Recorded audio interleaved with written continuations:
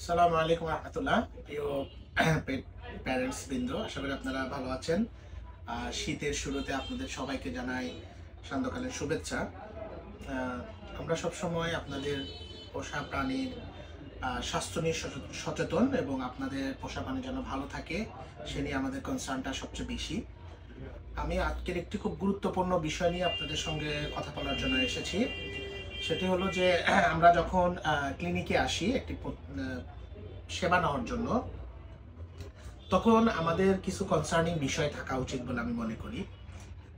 তার মধ্যে একটি বিষয় হলো যে আপনি যখন আপনার পেটকে নিয়ে ক্লিনিকে যাচ্ছেন, পূর্ববর্তী আপনি ক্লিনিক্সে প্রবেশের পূর্বেই আপনি আপনার পেশেন্ট সম্পর্কে ক্লিনিক কর্তৃপক্ষকে অবহিতকরণ করা যে আপনার পেট কোনো ধরনের ইনফেকশাস ডিজিজে আক্রান্ত ছিল কিনা, অথবা সে বর্তমানে আক্রান্ত আছে কিনা, বা এরকম ধরনের কোনো লক্ষণ আপনার পোষা প্রাণীর মধ্যে রয়ে গেছে কিনা, যেমন বমি করতেছে কিনা, পাতলা পায়খানা করতেছে, এই বিষয়গুলা ক্লিনিক কর্তৃপক্ষকে আগে থেকে ইনফর্ম করা।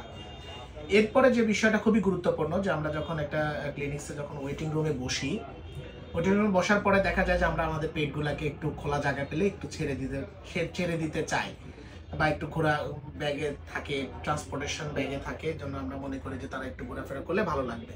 বাট এটা তাদের জন্য আসলে একটু হ্যাজার্ডাস। এই জন্য এই বিষয়টা খুবই গুরুত্ব সহকারে নেওয়া, যে আপনার পোষা প্রাণীটা কিন্তু আপনি যখন একটা পরিবেশের মধ্যে যাচ্ছেন, এখানে কিন্তু বিভিন্ন ধরনের ইনফেক্টেড অ্যানিমেল, নন ইনফেক্টেড অ্যানিমেল, এবং অনেক দিন ধরে কিন্তু এখানে বিভিন্ন ধরনের অ্যানিমেলের একটা ট্রান্সমিশন হয়। ক্লিনিক কর্তৃপক্ষের কিন্তু কিছু ফাংশনিং রয়েছে ওখানে ডিসইনফেক্টেন্ট দ্বারা ক্লিনিক করা, সেটা হয়তো আমরা করে থাকি। কিন্তু আপনাদের সচেতনতা হলো যে আপনার পোষা প্রাণীকে ক্লিনিক্সে আসার পরে ব্যাগ থেকে না বের করা, ডক্টরের কনসার্ন ছাড়া বা ক্লিনিক কর্তৃপক্ষ যারা আছে, অ্যাটেন্ডেন্ট যারা আছে, তাদের অনুমতি ছাড়া আপনি ব্যাগ থেকে আপনার পোষাকে বের না করা। এরপর আমাদের একটা ব্যাড হ্যাবিট বা খুব শখ বা আমাদের মানে ভালো অভ্যাসও বলতে পারি, আরেকটা প্রাণী দেখলে আমরা একটু আদর করতে চাই। বাট এই শীতের সিজনে আমি অনুরোধ করব যে আপনি নিজের পেশেন্টের নিজের পোষ্যকে সুস্থ রাখার জন্য হলেও আপনি আপনার অন্য কোনো পোষ্যকে হাত দিবেন না বা টাচ করবেন না। এটা কিন্তু খুব কনসার্নিং ইস্যু। আমরা অনেক দিন ধরেই কথাটা বলার চেষ্টা করছি যে আপনি ক্লিনিকে আসার পরে, অথবা অন্য কারো বাসায়, আপনার বাসায় বিড়াল আছে, আপনি অন্য আরো একজনের বাসায় গিয়েছেন বিড়াল দেখতে, বা এমনি দাওয়াত খেতে গিয়েছেন, দেখা যায় তার পোষ্য আছে, তাকে আপনি একটু টাচ করতেছেন, তাকে ধরতেছেন, এর মাধ্যমে কিন্তু ডিজিজ ট্রান্সমিশন হতে পারে। এই জন্য সবার প্রতি অনুরোধ থাকবে যে আপনার নিজের প্রাণীকে সুস্থ রাখতে এবং অন্যের প্রাণীকেও সুস্থ রাখতে এই বিষয়টাকে থেকে আমরা একটু গুরুত্ব দিব, এবং আমরা এইভাবে কিন্তু একটা কন্ট্রোল করতে পারবো ইনফেকশন ডিজিজের। আদারওয়াইজ আমরা কিন্তু ইনফেকশন ডিজিজ কন্ট্রোল করা আমাদের জন্য টাফ। এই শীতকালে বিভিন্ন ধরনের ভাইরাস জড়িত রোগ আপনাদের পোষ্যের বেশি হচ্ছে, এই জন্য আমরা এই বিষয়ে কনসার্ন থাকবো। এবং টিকা ভ্যাকসিনেশনটা খুবই গুরুত্বপূর্ণ, বিশেষ করে feline panleukopenia, calciviral infection, chlamydophila infection, herpes virus বা ফ্যালাইন রাইনোট্যাকিয়াইটিস ভাইরাসের ইনফেকশন থেকে আমাদের পোষা প্রাণীকে নিরাপদ রাখার জন্য আমরা অবশ্যই কম্বাইন্ড ভ্যাকসিনটা ইউজ করব, এবং এটা 1.5 মাস বয়সেই প্রদান করব আমরা।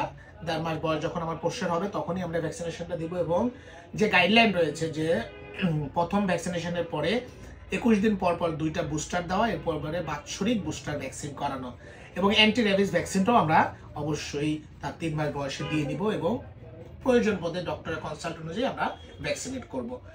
এই বিষয়টা কনসার্নটা আমাদের জন্য খুবই গুরুত্বপূর্ণ। আমি মনে করি যে আমরা যদি বিভিন্ন ধরনের ইনফেকশাস ডিজিজ আমার পোষা প্রাণীতে কন্ট্রোল করতে চাই, তাহলে আমাকে এই ক্লিনিক্সে আসার পরে এই ম্যানেজমেন্টগুলো আমাদেরকে অবশ্যই মানতে হবে, এবং অন্য কারো পেটকে, অন্য কারো পেটের ওনারের বাসায় গিয়ে তার পেটকে স্পর্শ করা থেকে আমরা বিরত থাকবো।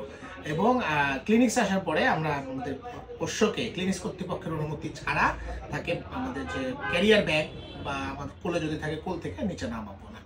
তো এই বিষয়ে আমরা কনসার্ন থাকবো বলে আমি আশা করি। সবাই ভালো থাকবেন, সুস্থ থাকবেন, এবং ভেটেরিনারিয়ানের পরামর্শ গ্রহণ করে আপনার পশুকে ভালো রাখার চেষ্টা করবেন। ধন্যবাদ সবাইকে।